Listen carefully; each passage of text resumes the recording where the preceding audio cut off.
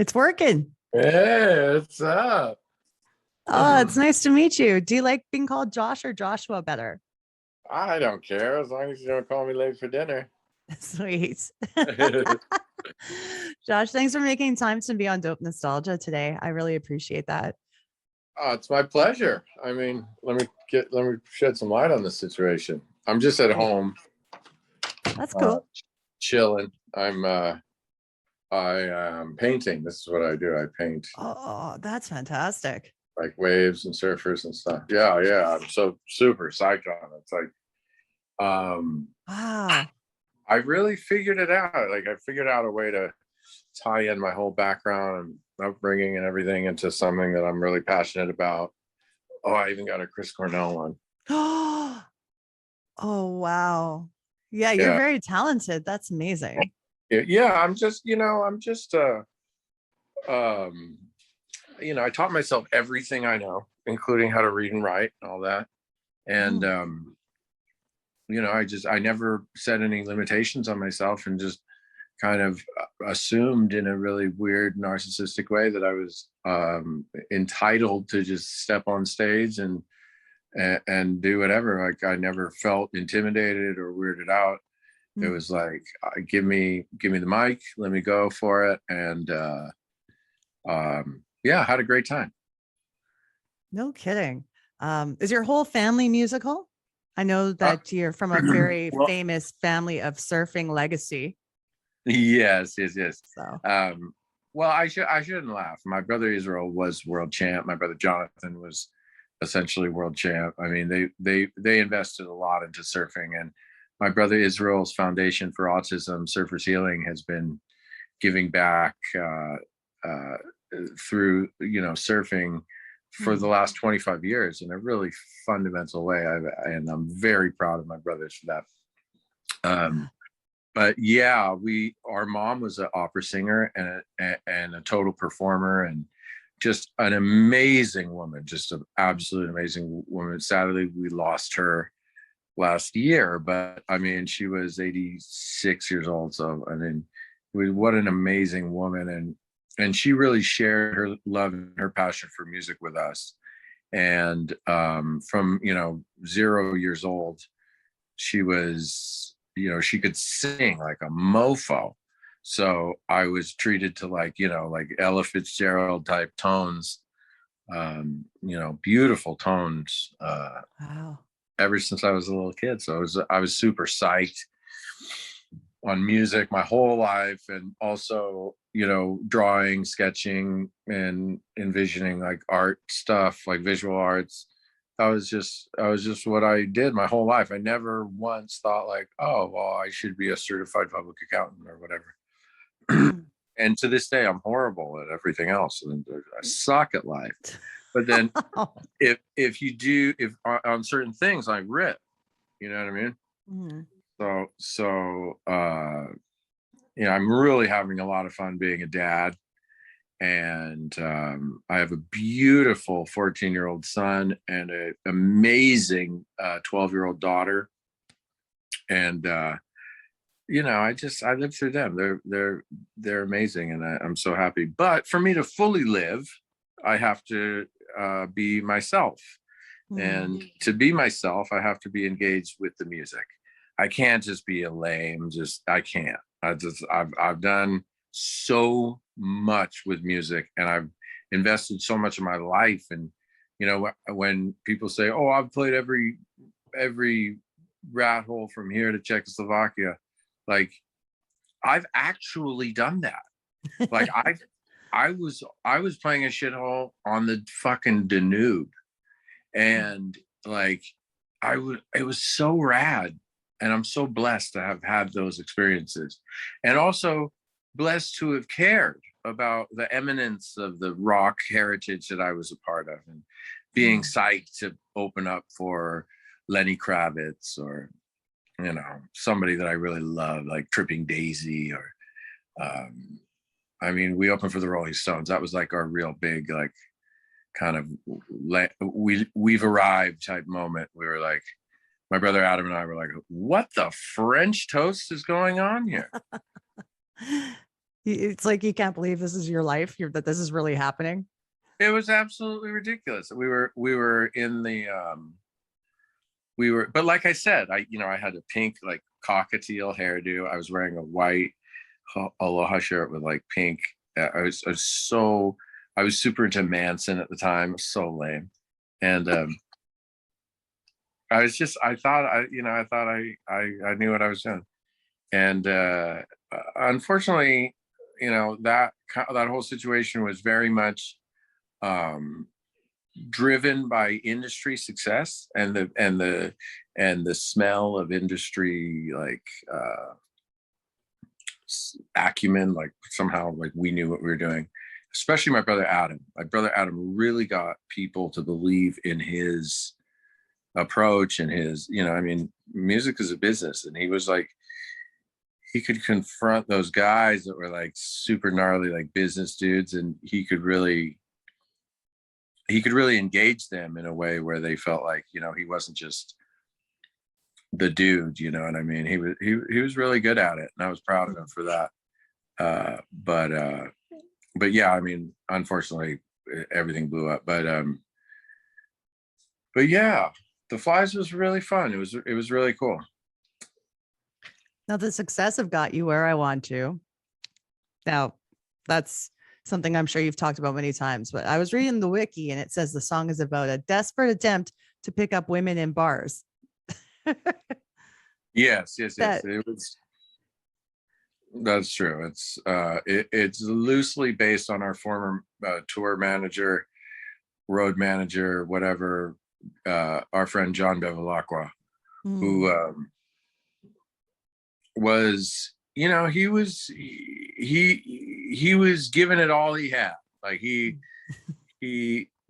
didn't have all of the blessings that everyone else did, but he was trying 10 times harder, and he was funny. And my brother Adam was like just kind of lampooning his amazing effort and his inability to be disappointed by countless failure. And he was a really funny guy. But thinking back on it, it was kind of mean. We were kind of mean.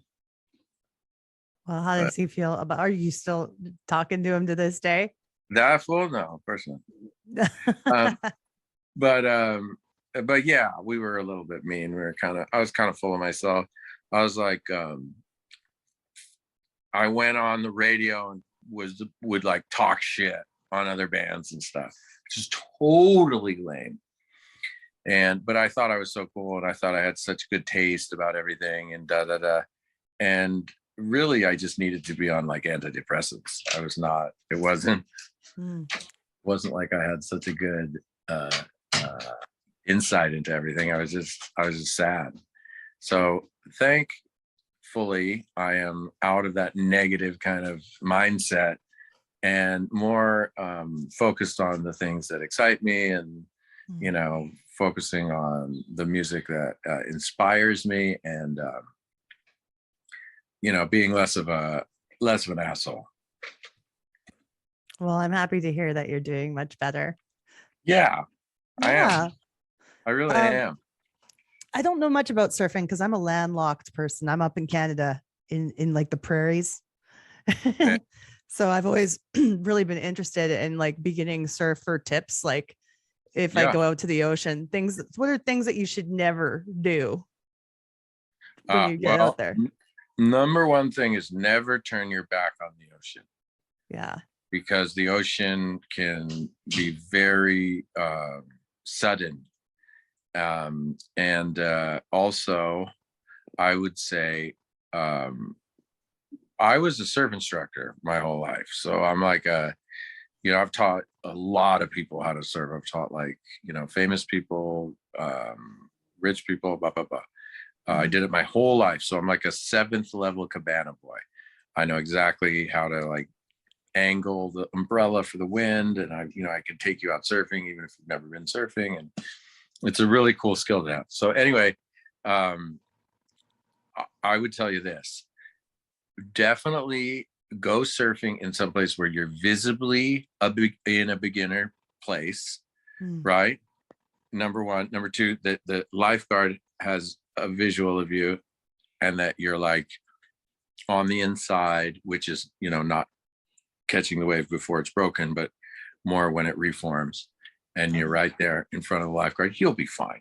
You'll be absolutely fine. And then as far as the form of the whole thing, really the best thing that I could say, and one of the things that I told my surf students was that the yoga pose called the cobra, where Mm. you're like kind of like holding your upper body up, but your lower body is like your hips are pinned to the floor kind of deal. Mhm. That is for sure the deal for learning how to do the pop-up, because the pop-up in surfing is kind of a little bit hard for some people.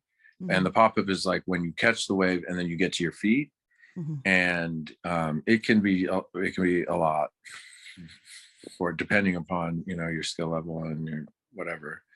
Mhm. But yeah, surfing is, I got my Kaha hat on. This Nice. is the Rel Sun, Queen of Kaha.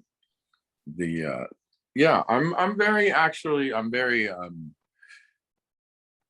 I'm very much leaning into my whole surf heritage thing, and very excited about being able to be a part of that culture and that community. I love those guys. I love the history of it all, and I'm really grateful that my dad had such a kind of a cool vision of investing so much of our lives into the sport of surfing, and just what that meant as far as like placing me in a zone where, I don't know, it was kind of like he kind of forced me to, he aligned me onto a path that I'm very grateful for. And I guess that's why I named my kid after him. But Oh, nice. yeah, he was stoked on that. But yeah, I mean, there's a lot of great places to learn how to surf. Hawaii, the Beach Boys at Waikiki, that's the number one best thing you could ever do. Mm. And they've been doing it since the turn of the century. So Yeah. they definitely know what they're doing. Where's your favorite place to go for like an experienced surfer? I'm not an experienced surfer. My brothers made me push like first time surfers my whole life while they were out surfing and being good. Oh. So I'm in the state of like perpetual cookdom. Like I'll never be a good surfer. I can teach anyone how to surf, but I'm more of like just a squibber. I'm like a underwater, like a clam digger, like an otter. I've been called an otter, man. I'm more of a bobber and a dipper, and I'm not cool enough to be a surfer. I'm just like, with my fins on, carrying people through the ocean.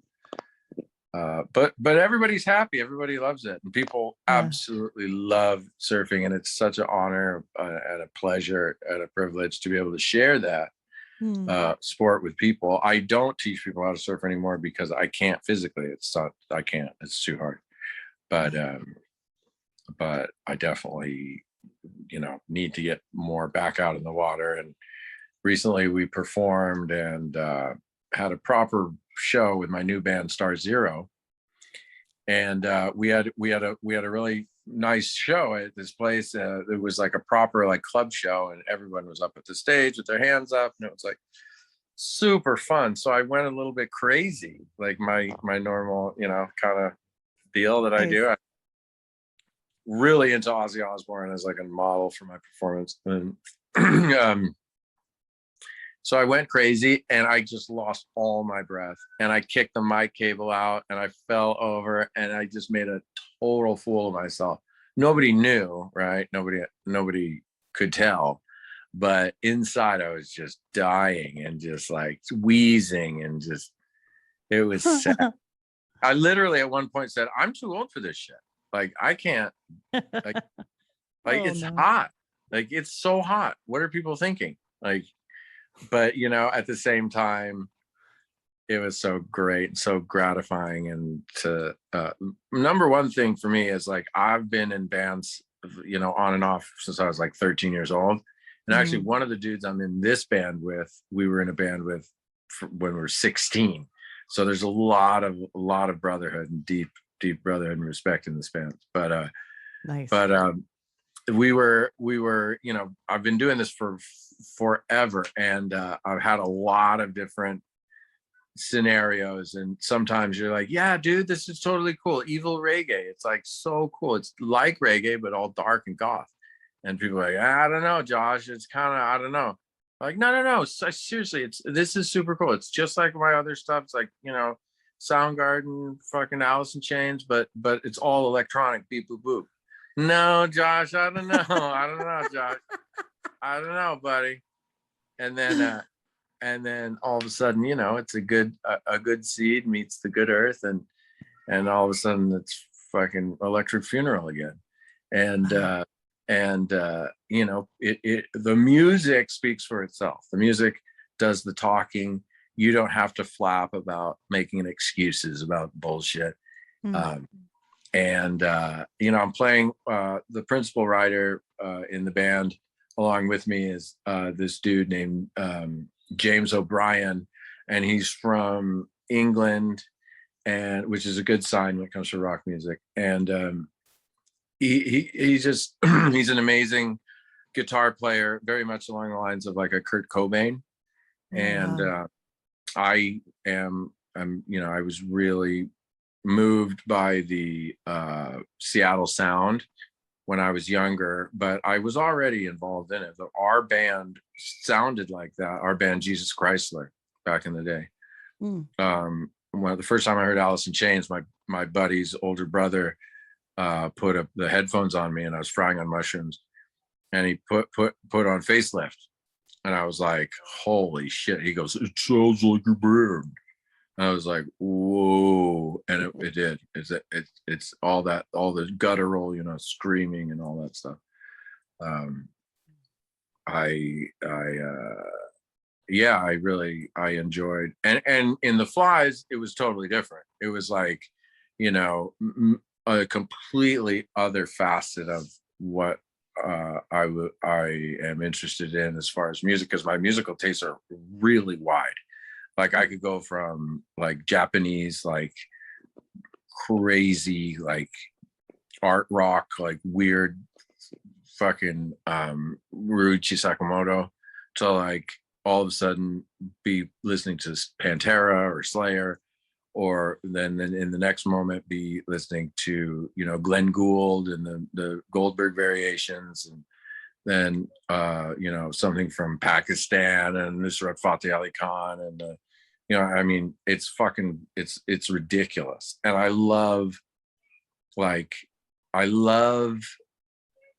music, and I have to have it when I paint. So I'm constantly listening to this shit, and I've blown out all of my favorites. So now I'm on new shit, weird shit that like I never really paid attention to. And some of it is okay. Like Duran Duran didn't really age well. Like, you know, Depeche Mode did, definitely. And Right. that's one you can definitely reach back into. The Cult, Soundgarden, Alice in Chains, you know, Rage Against the Machine. I always kind of had a little bit of some kind of R&B or urban influence in my personal style. You know, whether it was singing like the blues. I mean, even the blues is black music. So, I mean, you know, I always felt like I was conceived of something between like Stevie Wonder and, you know, I mean, even Sam Cooke and, gosh, you know, Philip Bailey, you know, there's so much R&B and so much like singing. And so, yeah, the Jafaican thing, it was like, I call it Jafaican because obviously I'm not Jamaican, right? But you know, I am a Jew, which actually technically gives me the right to do that, because there's this whole like, you know, Queen of Sheba deal and blah blah blah, Solomon. I got a tattoo, but anyway. that was from being involved with the Black Flies sunglass brand, and working with those cats. I was like recovering from a heavy duty drug overdose, and I was just like in the back, shipping and handling, stuff like that. And the bands and the music and the musicians that were kind of coalescing around Black Flies and the style and the energy and the punk rock kind of sensibility that they had was like Korn was a big one, which I was not a fan of. But Sublime was a huge one, which I was a big fan of, because I had already played music with Brad. He was very kind and very encouraging. When we played together in like 1991, he told me, "Oh wow, Josh, you sound like Ozzy. Black Sabbath is, he was totally stoked on Black Sabbath." And so I felt like, and I had a relationship with Brad, and I have a relationship with Troy, and my brother Jonathan was a big part of supporting them in the beginning, and they love the Paskowitz family, and I felt like I was kind of bequeathed with the rightfulness of like to do that, you know what I mean?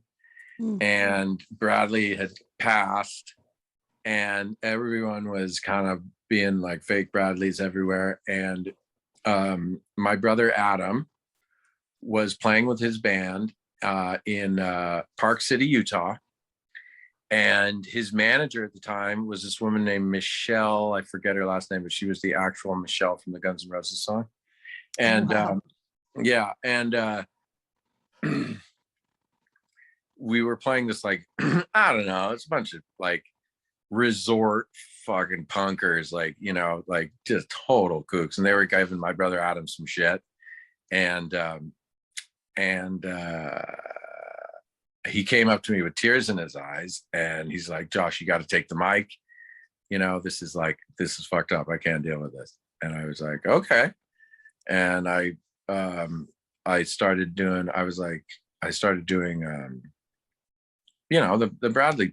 the Bradley shtick. I was like, I sang like DJ and a couple other things. Anyway, we turned the whole thing around from like, it was a way more relatable sound. And the manager was like, "Josh has to be in the band." So I was like, my brother was pissed. It was kind of like weird. And I kind of just like totally just like ingratiated myself in there, like kind of like a sleazy little slug. I just kind of like kind of like an octopus. I just got around there and just ended up. And my brother was great because he wasn't having it. He wanted to be the lead singer, and he was over my bullshit. And he kept me kind of locked away from all the business and the publishing and the money making and the everything. But when we were like playing, because we did great at radio, and then we would play these radio festivals, and that put us like way back in the lineup because we were number one. And we would open up for like really, really good stars in front of gigantic crowds. And when I say gigantic, I mean 20, 30, 40, 50, 60, 77,000 was the biggest one we ever did. So when you're a 77,000 person crowd is a living, breathing, like a city, and it makes a sound, and it's like really scary. It's very, very scary.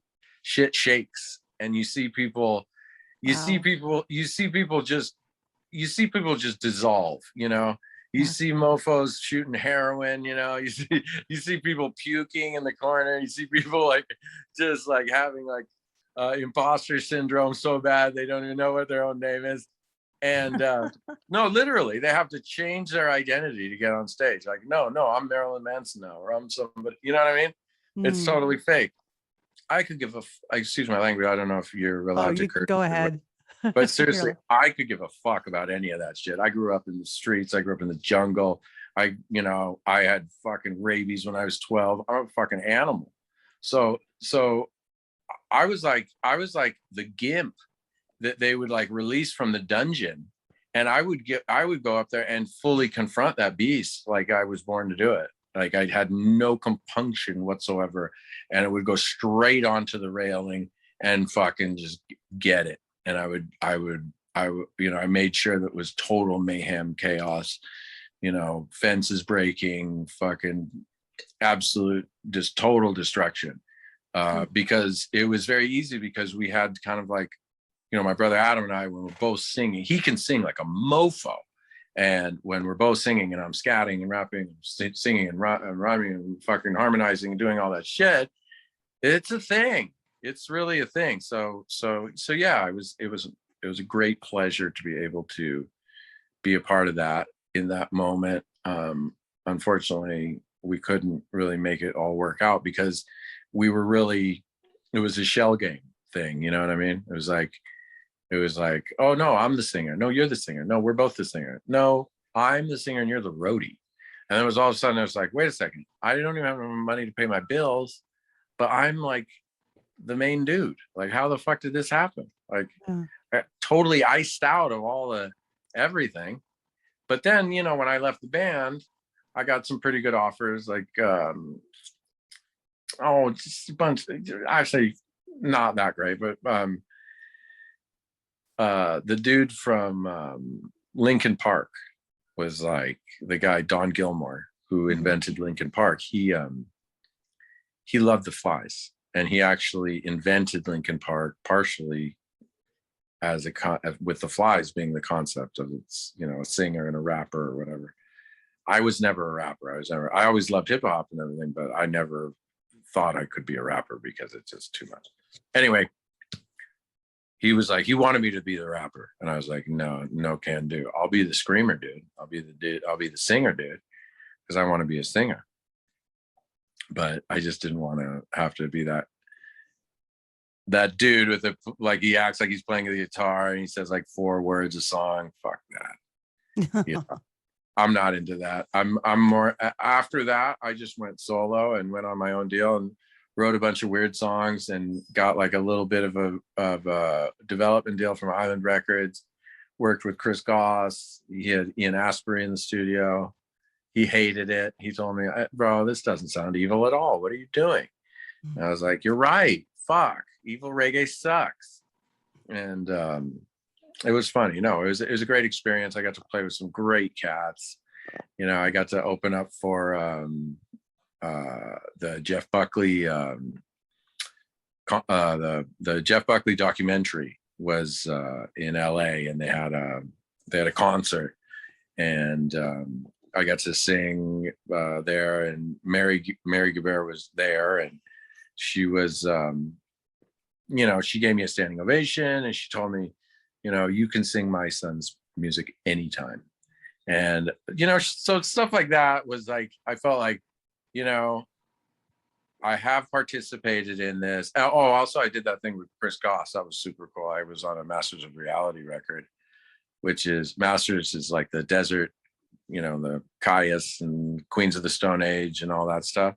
Yeah.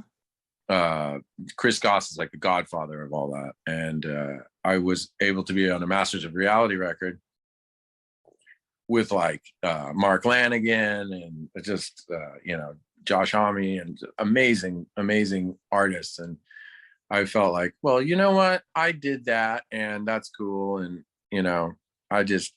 the whole music industry changed. The entire concept of what music meant changed. And for me, I saw the logos getting bigger and bigger and bigger, and the artists getting sadder and sadder and sadder. Yeah. And then when Chris Cornell passed, I was dealing with a lot of stuff myself, and I was like, you know what? Fuck this. I really rejected that whole thing and just said, I'm going to try to carry the torch. I can sing like a freak. Like, I have no problem. You want to get into a singing contest, anyone in the world, I'll bring it right now. That fool with the fucking on TikTok with the red beard or whatever, all that, bring it. I'm totally not afraid. So I have that. but I also feel like that role of like the strong male lead in rock, it's been supported by Eddie Vedder and Anthony Kiedis and homie from Foo Fighters, Dave. Dave. It's a few guys. I mean, they've held up the whole fucking thing, Yeah. and for like 20 years, you know, just a few dudes. Like, I think maybe they need a little help. Like maybe, you know, like it would be like fine for us to open up for like the Red Hot Chili Peppers or whatever. That would be, I could do that. I mean, I have the confidence to do that. I might go out there and make a complete fucking idiot of myself, but every step of the way, I'll be totally confident. It's a sickness. It's a fucking sickness. I can't help it. It's terrible. It's terrible. But anyway, yeah. So I'm very excited to be playing music again. And then somewhere in all of that, I started painting and, you know, learned how to commercially exist in the world. Like, you know, as a Paskowitz, you know, we didn't know anything about money or finances or, you know, living in society or whatever. So, you know, I just had to figure out a way to support myself and my family. And I've always done it through, you know, creative means. So now things are going much better with the painting and everything. And I'm able to put some energy into playing music again. So I'm super excited to share the StarZero stuff with everyone. We were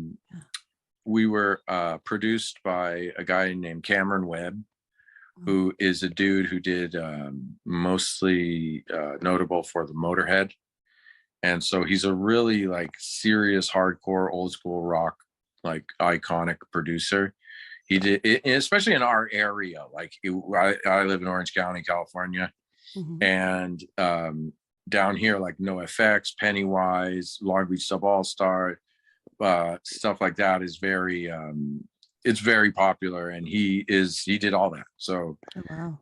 Yeah, he's kind of like the top dude down here. I would say it's pretty safe to say. And he you know, his work with Motorhead was really amazing, and he actually has Lemmy's ashes. So we were like, we felt like Lemmy was kind of like our patron saint as we recorded these 6 songs with Cameron, and he kicked our butts. Like he totally took all my confidence and just rammed it right back down my throat.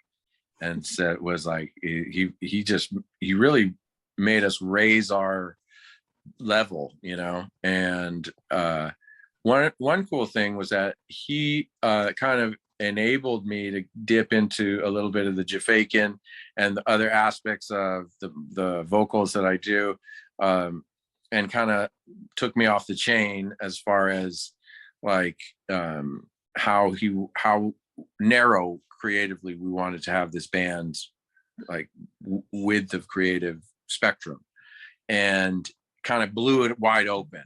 So you know, it really helps like when one of the crew is like a legendary fucking warlord. It really helps. It really helps, because you're like, is this cool? And they're like, let me see. Yes. And then you're like, perfect. And then, or they're like, no, it's not really cool. And then you're like, well, what would make it cool? And they're like, what if you did it like that? And then you do it. And then they're like, okay, yeah, that's cool. And then you know that it's cool. And you don't have to sit there and be like, oh, is it good? It feels like it's justified, you know, like 100%. And I feel like the best producers are the ones that will, like, you know, work you hard to get what they want out of you, but they still make you sound like the best you are, you know, like, so they get all those aspects out of you, like you said, the different styles and everything that makes you. That's exactly right. He made me, he found out what was cool about what I do uniquely, and then invested into that, and then basically made, you know, was tremendously gratifying to me to think that like I could satisfy somehow. You know, we had been pursuing him for a long time. I never hoyed of him. My guitar player was like obsessed with his shit, and he was like, no, we got to get Cameron Webb. We got to get Cameron Webb. And then when we finally started working with him, I kind of started to understand when I went over, like, when I started to understand how deep his, you know, he was in the room when they produced, you know, some of the big Limp Bizkit tracks. He was, you know, he was turning knobs on records that sold millions and millions and millions of copies. Like he definitely knows what the fuck he's talking about. So it was just so freeing. It's like, you know, and I think we're all in the right place now, like as far as, you know, being 48 and like not even giving a fuck about anything. I don't drink or do any, I don't want any glamour or anything. I'm married. I'm not going to get laid. I'm not going to get drunk. I'm not going to do drugs. I would rather die than do drugs.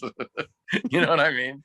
Yeah. Like I want to go to bed at like 10 o'clock. I don't want to, you know what I mean? I don't want to do really a lot of this stuff, but I've found that it's super helpful and mentally healthy for me. And I've found that by keeping music as part of who I am, it makes every other part of who I am better.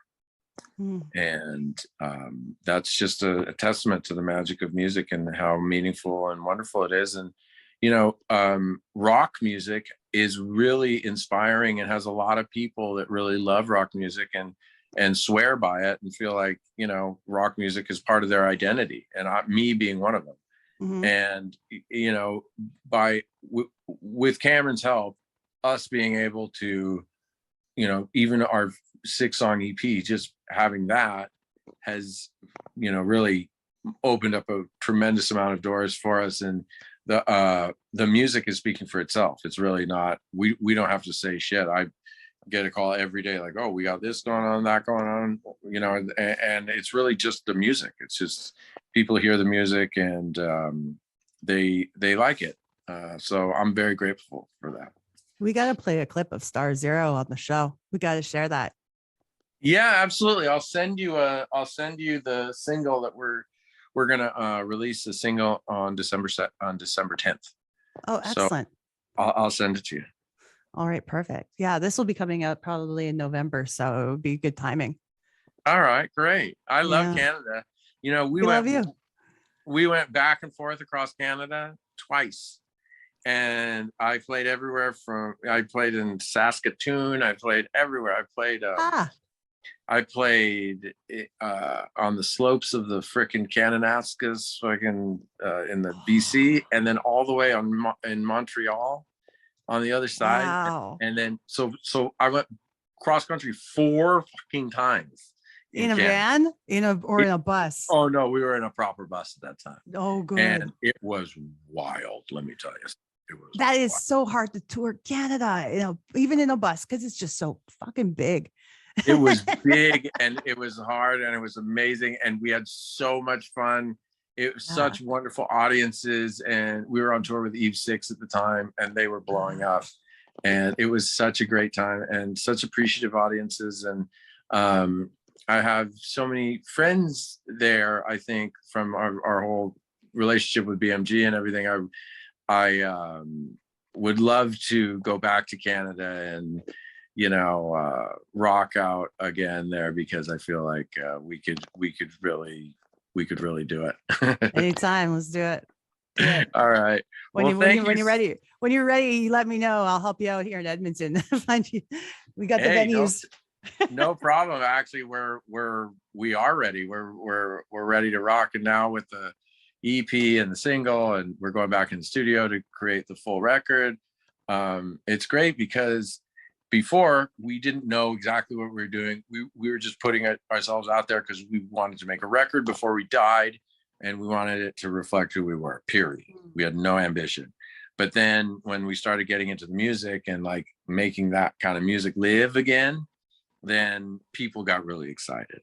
And now that it's at the place it is, and we're looking toward making a record and really,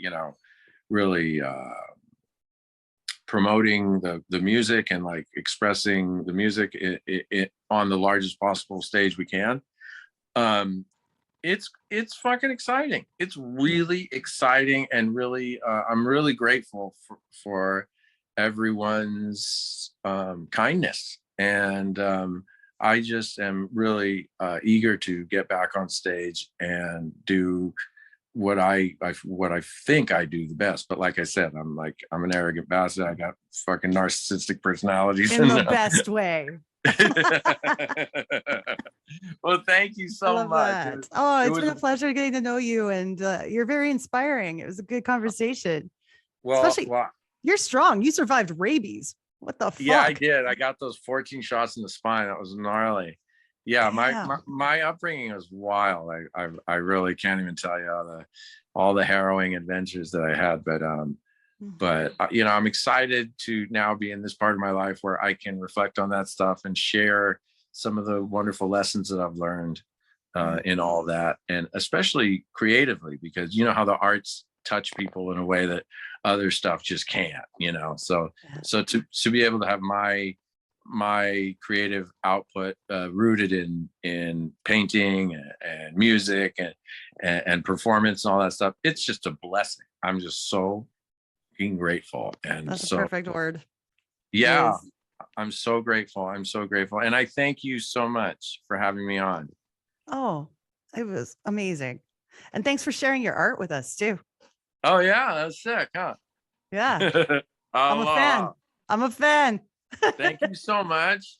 So yeah, I'll let you know when this is out. I'll give you a tag on the social media. And if you can send me a copy of the single, that'd be fantastic.